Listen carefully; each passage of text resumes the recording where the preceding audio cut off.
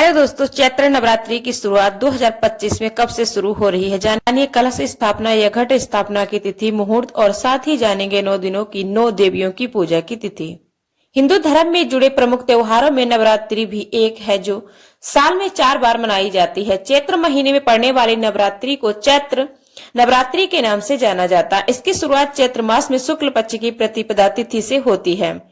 9 दिन तक चलने वाले नवरात्रि के त्योहार में माँ दुर्गा के 9 अलग अलग रूपों की पूजा का महत्व है। सबसे पहले दिन कलश स्थापना या घट स्थापना की जाती है।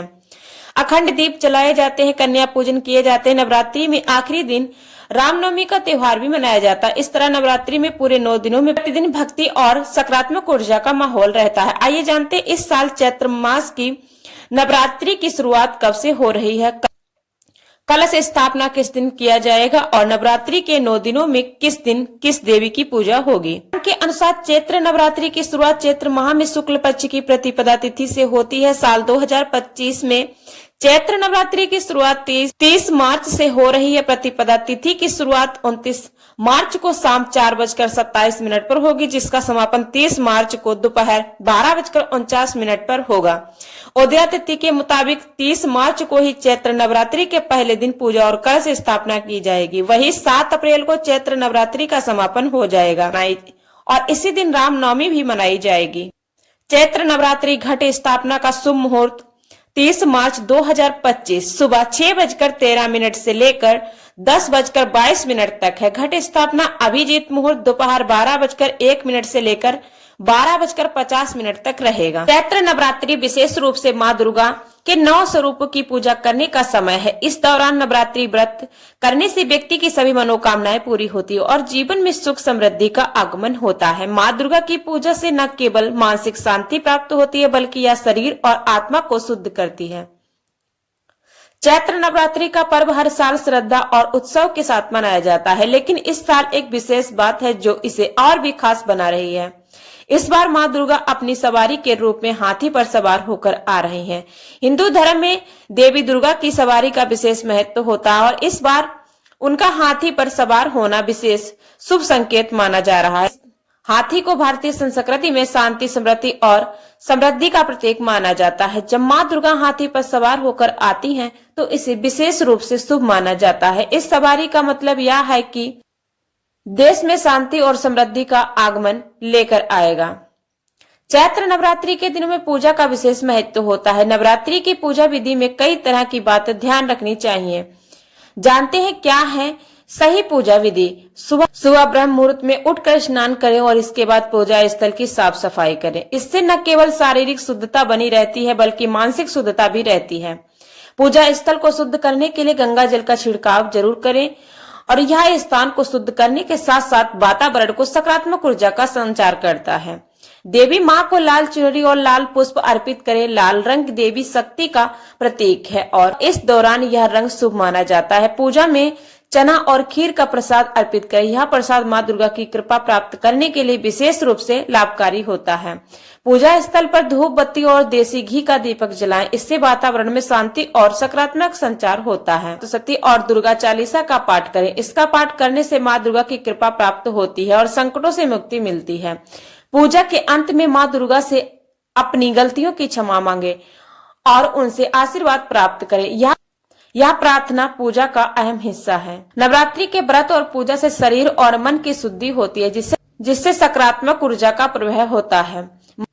माँ दुर्गा की पूजा से आपके जीवन की सभी मनोकामनाएं पूर्ण होती हैं और दुख दर्द से मुक्ति मिलती है। नवरात्रि के दौरान व्रत और पूजा करने से समाज में आपकी प्रतिष्ठा और मान सम्मान बढ़ता है। माँ दुर्गा की पूजा से घर में सुख समृद्धि और शांति का वास होता है। चैत्र नवरात्रि हिंदू धर्म में प्रमुख त्योहारों में से एक है, जिसे चैत्र शुक्ल पक्ष में मनाया जाता है। ये 9 दिन देवी दुर्गा की पूजा अर्चना और उपवास के लिए माने जाते हैं। कहते हैं कि यदि नवरात्रि में माँ दुर्गा की विधि विधान से उपासना की जाए तो साधक पर उसकी विशेष कृपा बनी रहती है। चैत्र नवरात्रि हिंदू धर्म में प्रमुख त्योहारों में से एक है।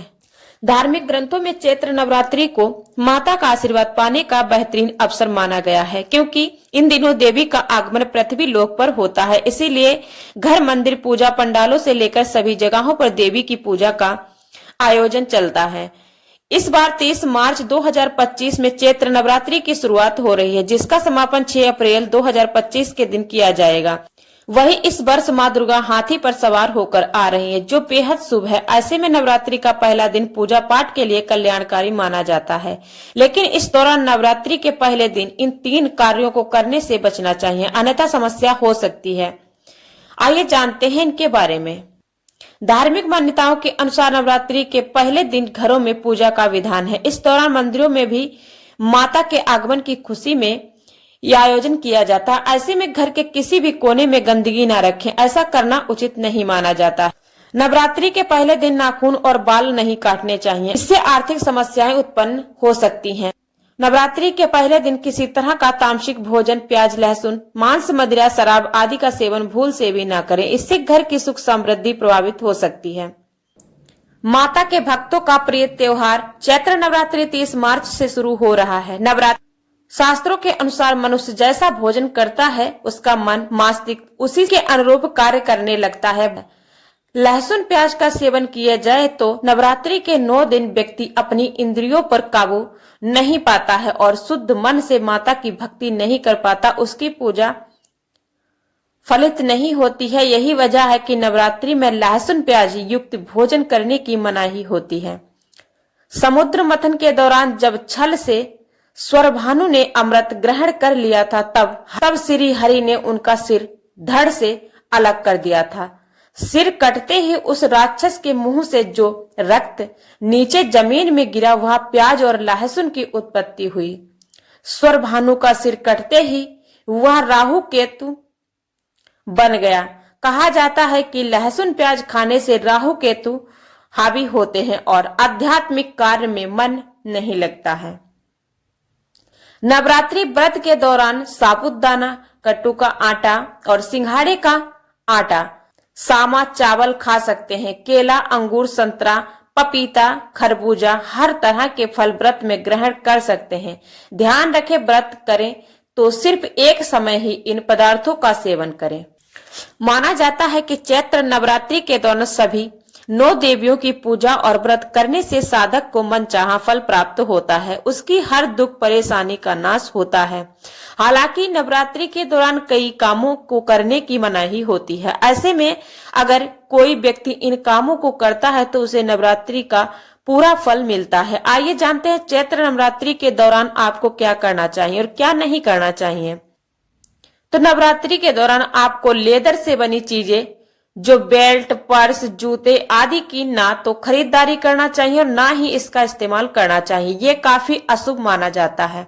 नंबर 2 है, नवरात्रि में 9 दिनों तक माँ दुर्गा की पूजा की जाती है, इसीलिए इस दौरान गलती से भी शराब, मांस का सेवन ना करें, इससे बचें। अगर आप इन चीजों का सेवन करते हैं तो इससे आपको माँ दुर्गा की नाराजगी झेलनी पड़ सकती है। नंबर 3 है, नवरात्रि के दौरान घर और घर के आसपास बिल्कुल भी गंदगी ना होने दे। माना जाता है कि जिस घर में गंदगी होती है उस घर में मां प्रवेश नहीं करती है। नंबर 4 है, 9 दिनों तक चलने वाले नवरात्रि उत्सव के दौरान गुस्सा करना, अपशब्द या झूठ बोलने से बचना चाहिए। ये गलतियां आप पर भारी पड़ सकती, इसीलिए ऐसा बिल्कुल ना करें। नंबर 5, नवरात्रि के दौरान भक्तों को अपने बाल, दाढ़ी और नाखून भी नहीं कटाने चाहिए।